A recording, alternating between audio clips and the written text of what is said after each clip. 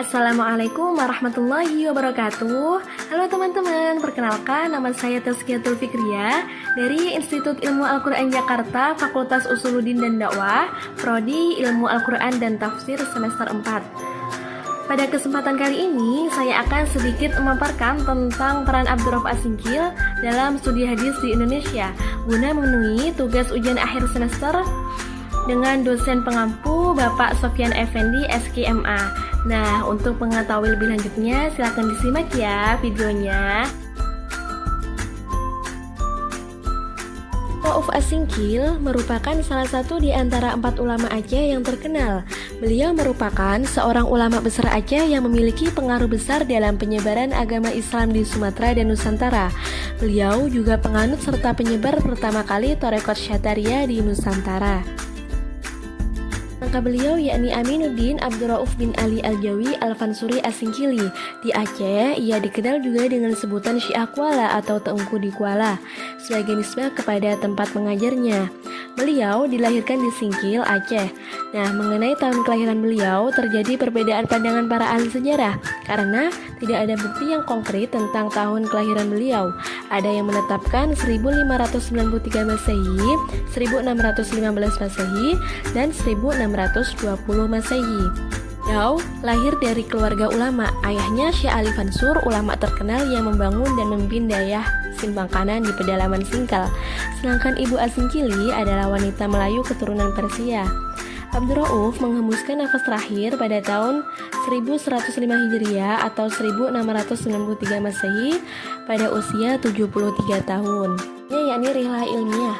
Di waktu kecil, Syekh Abdurrauf mendapat pendidikan pertamanya dari orang tua sendiri, dikarenakan ayahnya adalah seorang ulama yang memiliki daya atau madrasah sendiri di Simpang Kanan.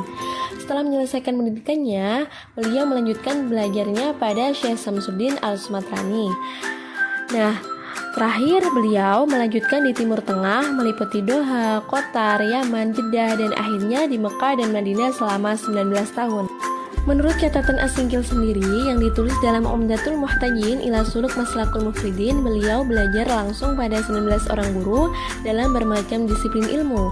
Selain itu juga beliau mempunyai hubungan pribadi dengan sejumlah ulama-ulama lain. Pada tahun 1661, beliau kembali ke Aceh dan menjadi ahli fikih terkenal serta seorang sufi yang mencari keseimbangan antara berbagai pandangan para pendahulunya dan mursyid tarekat Syatariah yang dikembangkan ke berbagai Nusantara. Selanjutnya, yakni kontribusi melalui karya-karyanya. Syekh Abdurrauf telah melahirkan karya-karyanya yang merupakan kekayaan intelektual muslim di Indonesia yang sangat berharga. Antara karya-karya beliau, yang pertama ada Mir'at At-Tulab fi Tashil Mawais Al-Badi' Rifat Al-Ahkam Asy-Syar'iyyah li Malik Al-Wahhab, karya di bidang fikih atau hukum Islam. Yang kedua ada Tarjuman Al-Mustafid, merupakan naskah pertama tafsir Al-Quran berbahasa Melayu. Yang ketiga ada Syarah Hadis Arba'in Haditsan lil Imam An-Nawawi. Kitab ini ditulis atas permintaan Sultanah Zakiyatuddin.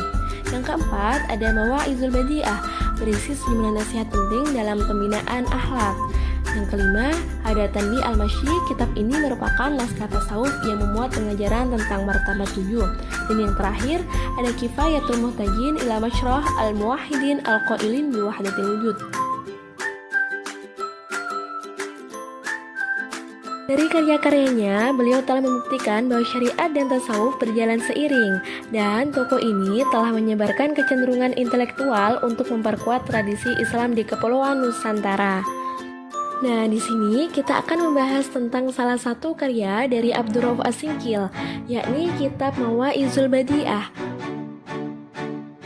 Karya ini boleh dikatakan karya hadis pertama di Nusantara, meskipun telah didahului oleh Nuruddin Araniri dengan karyanya yang berjudul Hidayatul Habib fi Targhib wa Tarhib.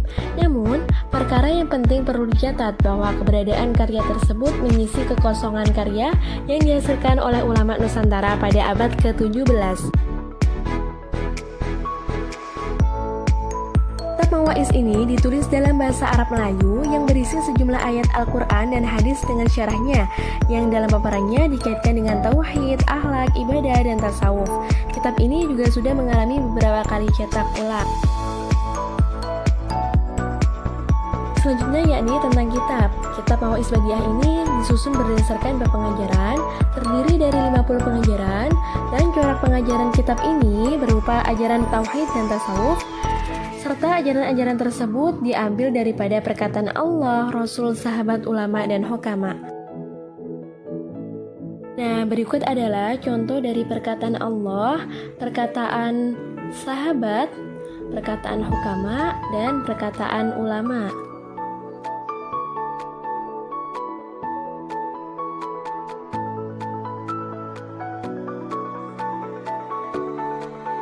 Untuk perkataan para sahabat, ulama, dan hukama hanya ditemukan pada beberapa tempat saja, seperti pada pengajaran ke-36 sampai 49, manakala untuk perkataan Allah, baik Al-Quran maupun hadis qudsi dan Rasulullah yang tercatat hampir seluruh pengajaran. Selanjutnya yakni hadis dalam Mawaizul Badiah, sebagaimana dijelaskan oleh para peneliti naskah ini pada subbab sebelumnya menunjukkan bahwa karya ini adalah karya hadis, karena mayoritas dalam setiap pengajarannya mengandung hadis-hadis.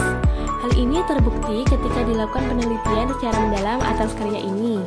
Dijumpai bahwa pada hampir setiap pengajaran selalu dimulakan dengan perkataan Allah, seperti pada pengajaran yang kedua. Dan terdapat juga pada pengajaran yang ke-49, yakni surat Al-Infitor ayat 6. Dari contoh di atas terlihat bahwa terdapat dua jenis perkataan Allah.